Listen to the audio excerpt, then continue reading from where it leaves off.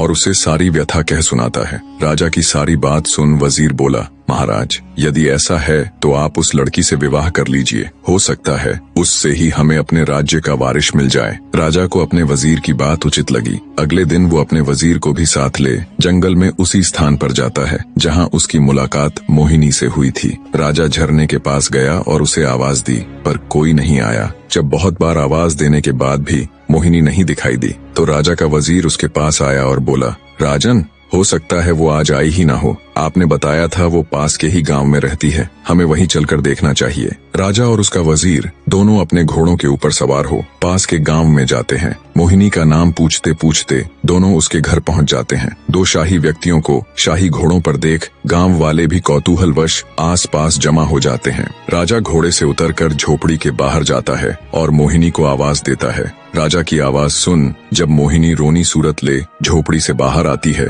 तो उसकी आंखों में आंसू थे।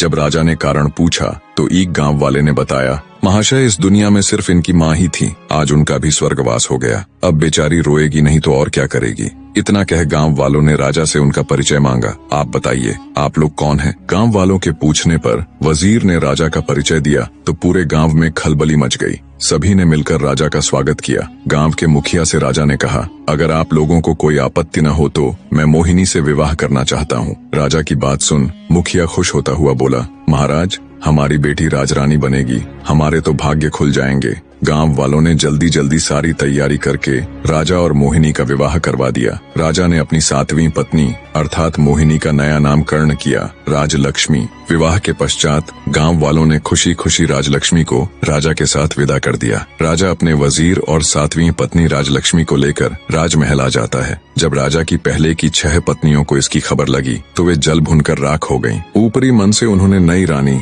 राजलक्ष्मी का स्वागत किया। समय बीतने लगा। अब राजा का अधिकांश समय नई रानी राजलक्ष्मी के साथ ही बीतने लगा। ये देखकर पुरानी रानी और अधिक ईर्ष्या से भर गई, परंतु राजलक्ष्मी को इसकी भनक तक नहीं थी। वो भोले भाले स्वभाव और एकदम साफ दिल की औरत थी। वह बाकी रानियों को अपनी बड़ी बहन की तरह सम्मान देती थी। समय बीता।